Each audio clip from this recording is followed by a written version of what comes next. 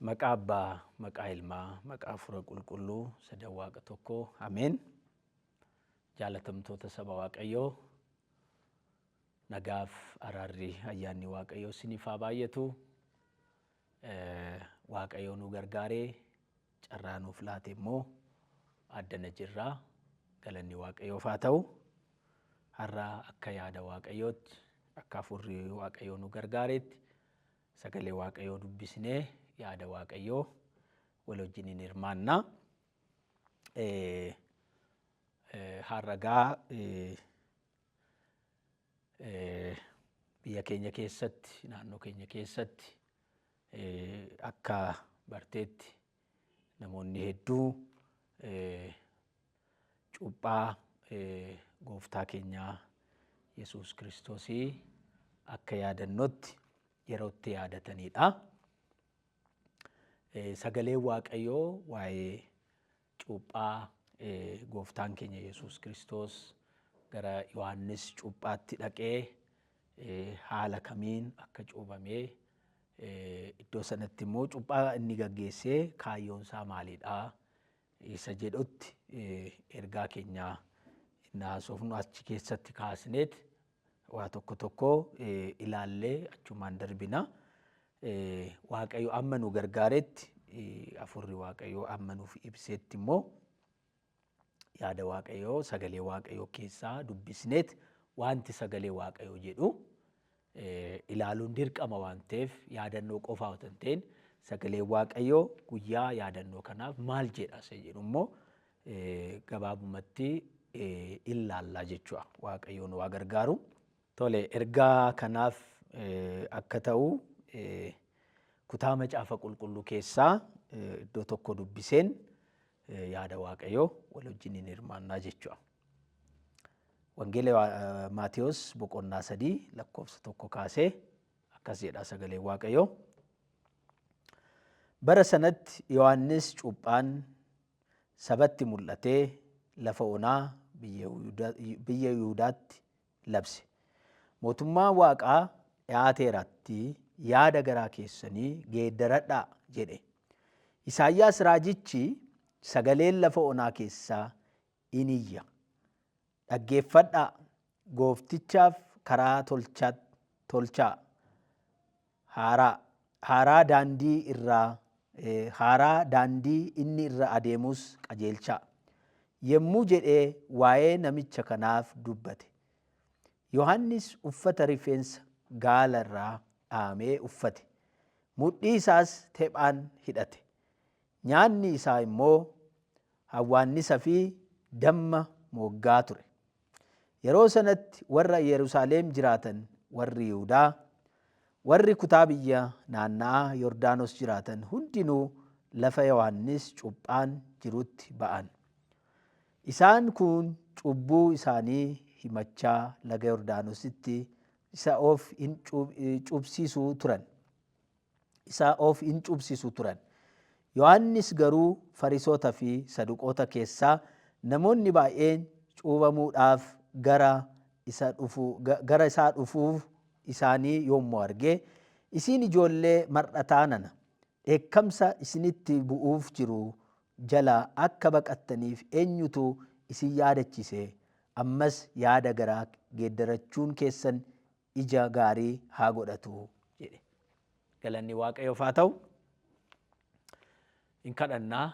Waaqayyo Abbaa keenya galatoomi.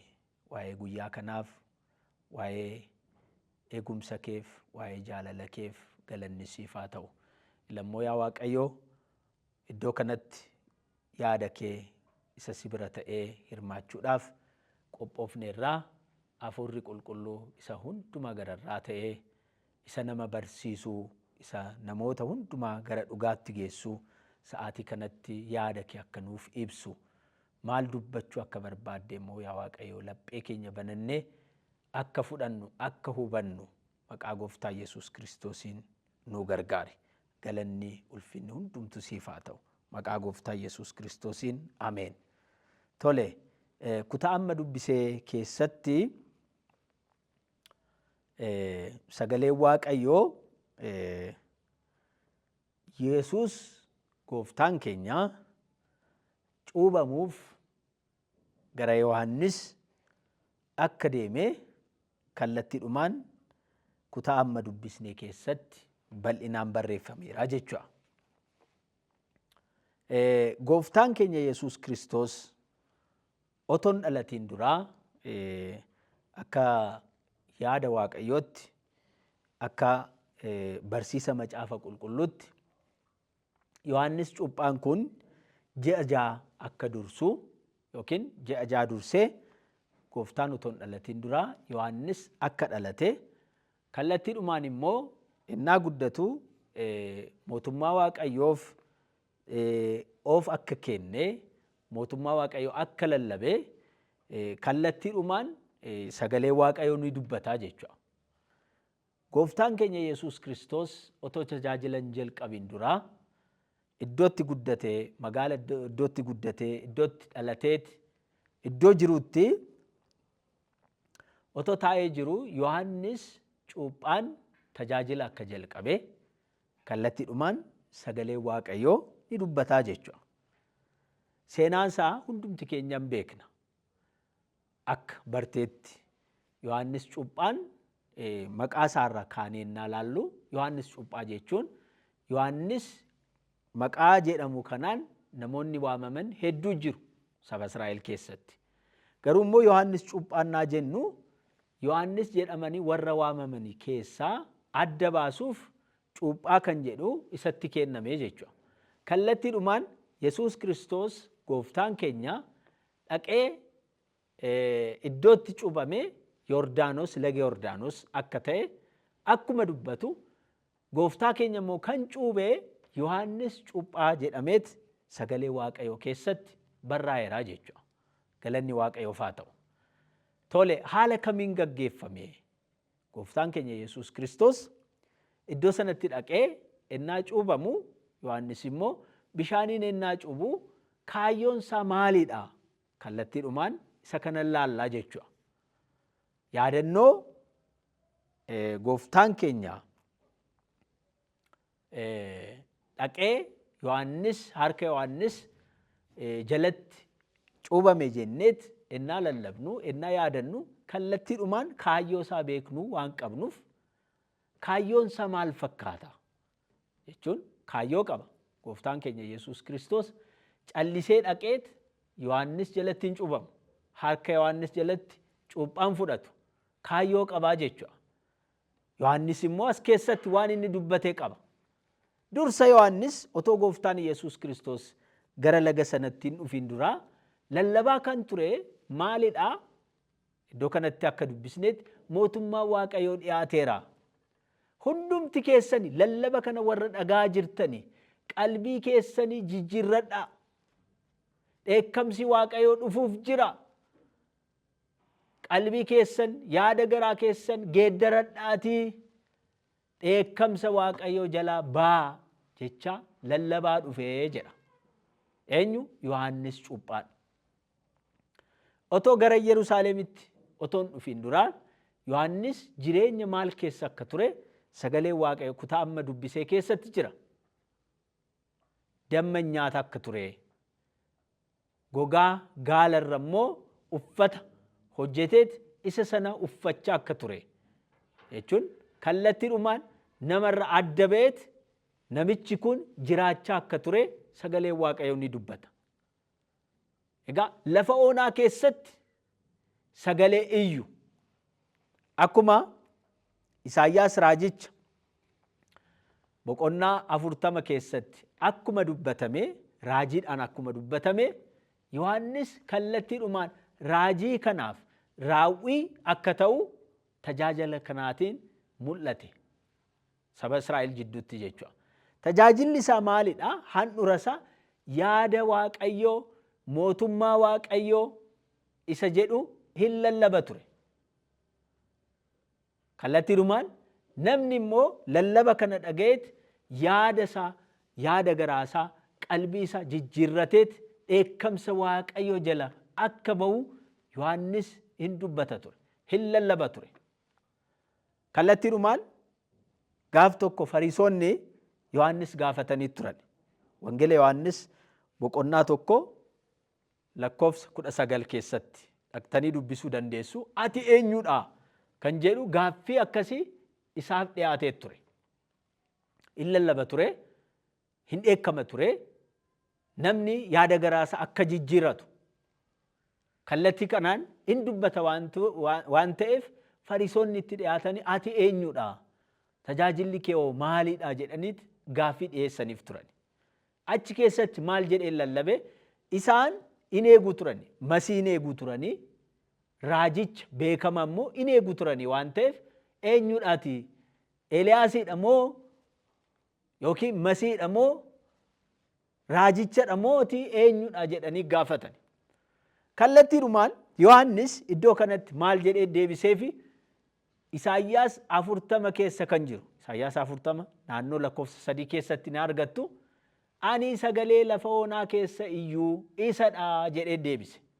Raajis miti, Masiis miti, Eeliyaasis miti. Garummaan eenyudha waan naan jettaniif ani isa lafa onaa keessa iyyuu sagaleedha jedheet itti deebiseef. Galanni Waaqayyoof haa ta'u. Yohaannis dhugaa dubbate. Umaa waan sobeen jiru. Eenyummaa isaa sirrii Fariisonni innaa gaafatanii ani Masii miti. Dhala saba Waaqayyoo. Namni kun baay'ee nama of gadi deebiseedha. Carraan akkasii bara keenya keessatti yoo dhufe, bara keenya keessatti warra tajaajilaa jiraniif, warra beekamtii qabaniif, carraan akkasii yookiin gaaffiin akkasii yoo dhiyaate akkamitti deebisuu laata? Yohaannis hin sobne, isuma dhugaa dubbate. Ani sagaleedha jedhee deebise. Bara kana keessatti namoonni tajaajilanii yoo gaafataman dhuguma akka Yohaannis deebisu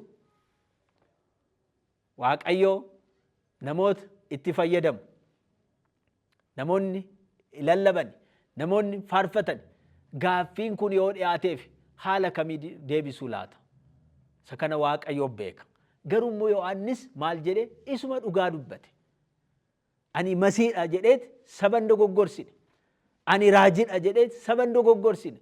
Garuu immoo maal jedhee sagaleedha. Sagalee isa lafa onaa keessa iyyuu.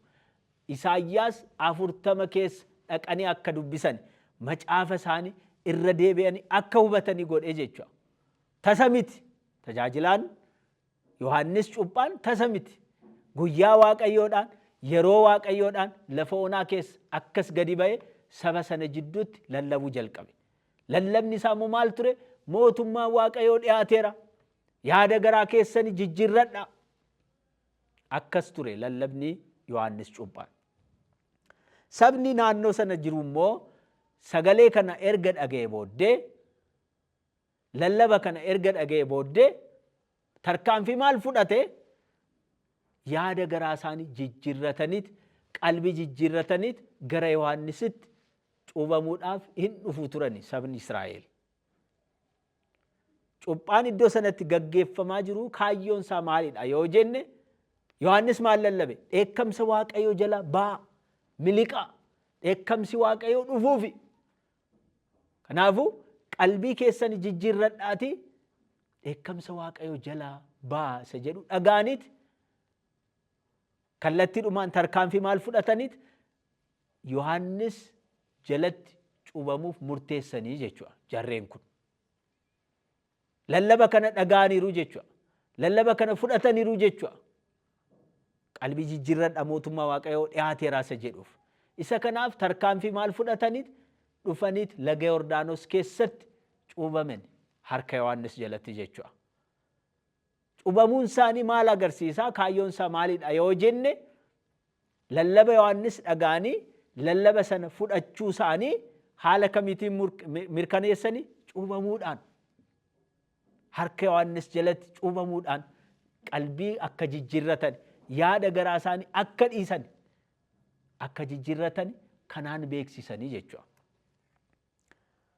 Kana keessatti gaa wanti adda ta'e iddoo kanatti uumame. Boqonnaa isaa amma dubbise keessatti, Maatewos boqonnaa 3 keessatti. Gooftaan keenya Yesuus Kiristoos saba sana jidduutti argamee jedha. Gooftaan keenya akkuma inni dubbate garraamiidha, nama baay'ee gad of deebiseedha. Galanni Waaqayyoof haa ta'u. Sabni sun lallaba kana dhageet dheekkamsarra miliquuf gara Yohaannisitti dhufe. Gara laga Yordaanositti dhufe. Saba sana jidduutti saba sana faana of lakkaa'eet gooftaan keenya Yesuus Kiristoos harka Yohaannis cuuphaa jalatti cuubamuuf gara sanatti dhufe. Akkuma nama tokko unuun faana ofii lakkaa'ee inni ilma Waaqayyoo qulqulluu ta'ee otoo jiru, inni sagalee Waaqayyoo ta'ee otoo jiru, garuu immoo sa'aatii sanatti gara Yohaannisitti dhiyaate. Yohaannis hin beeke. Masii ta'uusaa hubateera. Amma tokkotti beekumsa qaba. Nama Waaqayyoo waan ta'eef Yohaannis dhiyaatee cuuphaa kana harka Yohaannis irra fudhachuuf ennaatti siiqu Yohaannis bareera waan ta'eef, Yohaannis beekeera waan ta'eef, lakki ani si'iitiin cuubamuun qaba malee ati na harka jalatti cuubamuun qabdu jedheet hin dhorkee jedha sagaleen Waaqayyo.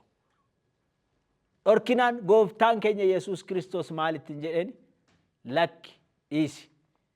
Waan sirrii ta'e gochuu qabna waan ta'eef, raawwachuu qabna waan ta'eef dhiisii jedheen. Yohaannis beekee ture. Tarii gooftaan keenya Yesuus Kiristoos hafuura qulqulluutiin hin cuuba waan ta'eef cuuphaa hafuura qulqulluu fudhachuu barbaadeera ta'uu danda'a. Harka gooftaa keenya Yesuus Kiristoos irra. Garuu immoo gooftaan keenya Yesuus Kiristoos maalittiin jedheen? Dhiisi waan sirrii ta'e, isa Waaqayyoo bira ta'e, yaada Waaqayyoo raawwachuu qabna waan ta'eef tole jedhiti atis na cubii jedheen.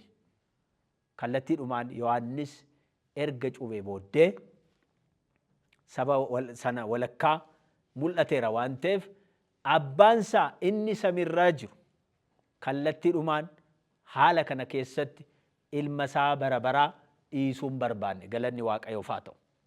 Hin cuubame gooftaan keenya Yesuus Kiristoos akkuma keenya of lakkaa'e laga Yordaanos sana jidduutti galeeti.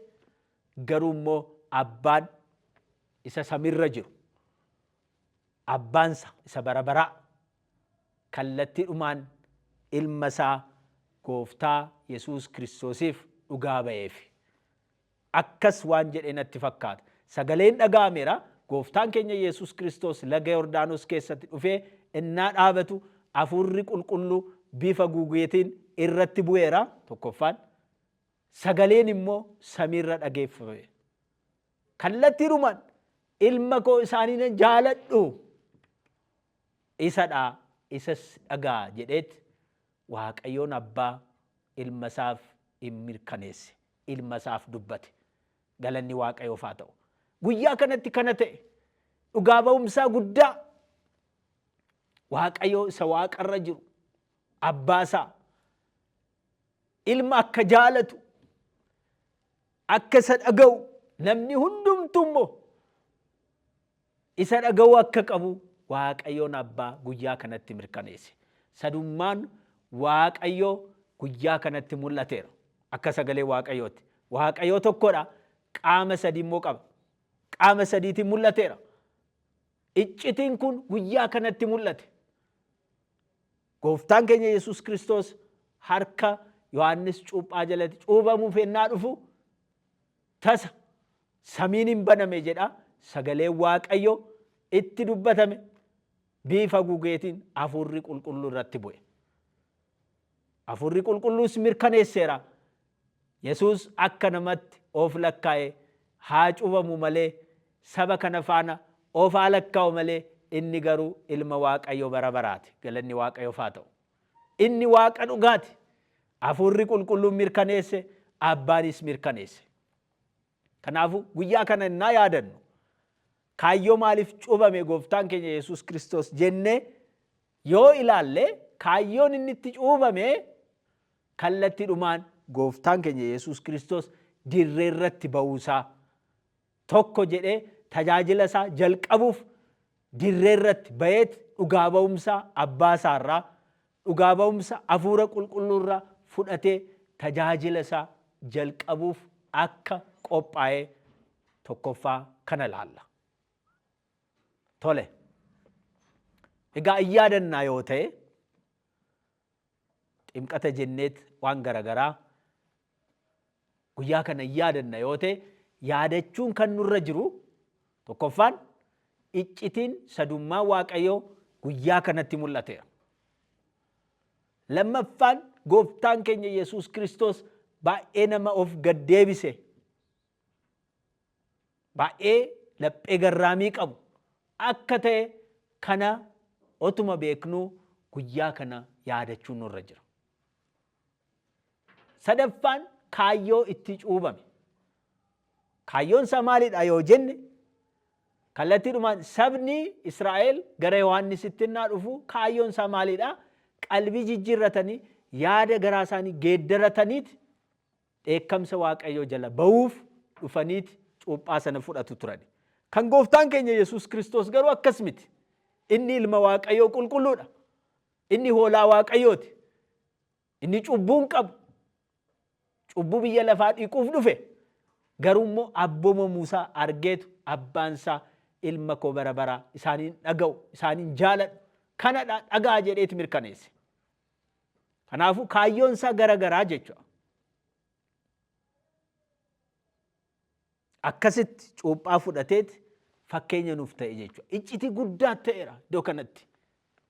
Inni bishaaniin cuubame gooftaan keenya Yesuus Kiristoos harka Yohaannis jalatti gadi jedheeti kana fudhateeti inni immoo tajaajila isaannaa jalqabu hafuura qulqulluutiin namoota hundumaa cuube. Galanni Waaqayyoof haa ta'u. Tarii ergaa hojii ergamoota boqonnaa 2 lakkoofsa 1 keessatti maal argina? Yesuus Kiristoos bartoota isaa guyyaa 10 kadhannaadhaan akka eegani erga godhee booddee isa Waaqayyo abbaa bira abdachifame abdii isa bara baraa hafuura qulqulluutiin immoo ununnuu cuube. Galanni Waaqayyoof haa ta'u. Kana qofaa miti. Yohaannis asuma boqonnaa 3 keessatti firdiin ennaa dhufu namni qalbii hin jijjiirranneef, namni yaada garaa isaa hin jijjiirranneef firdiin ennaa dhufu maal ta'a? Gooftaan keenya Yesuus Kiristoos abiddaanis hafuura qulqulluudhaanis in cuba waan ta'eef harka isaa keessa jira jechuudha. Ila saba Waaqayyo warra televiziyoonii foddaa televiziyoonii kana keessa dhoowwachaa warra jirtani.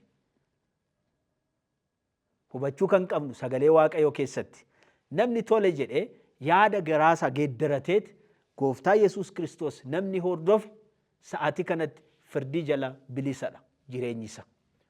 Namni immoo yaada garaasaa geeddarachuu didee gooftaa kana hordofuu dhiisee waan garagaraa hin hordofa taanaan akkuma gooftaan keenya Yesuus Kiristoos hafuura qulqulluudhaan akkuma cubu abiddaanis gara fuulduratti namni wangeelan simanne namni isaaf hin abboomamne abiddaatiin cubuu jira. Waaqayyoo dheekkamsa kana jala nu haa baasu. Galanni Waaqayyoof haa ta'u. Kanaaf akkas jedhee dhugaa ba'e. Inni narra guddata jechuun inni anarra caala. Ani garuu gadi jedhee hidhaa caammaasa hiikuu kan hin dandeenye. Argitanii Yohaannis cuuphaan akkasitti gadi of buuse. Fuula gooftaa keenya Yesuus Kiristoos fuulduratti. Hin danda'u, humna hin qabu. Maqaa isaa dha'uu dhiisaatii, isa qixxaa'uu dhiisaatii, caammaasa hidhaasa gadi jedhee hiikuu kan hin dandeenye. Nama akkasiiti inni narra caala jedhee dubbate. Garuu immoo dhalootaan ennaa ilaaltanii ji'oota 6 dursaa eenyu dhalate? Yohaannis cuuphaadha. Kuni dhaloota fooniiti. Haa dhalatus malee garuu immoo gooftaan keenya Yesuus Kiristoos Waaqa bara baraa waan ta'eef, ilma bara baraa waan ta'eef isarra akka caalu sagalee Waaqayyoo ni dubbataa jechuudha.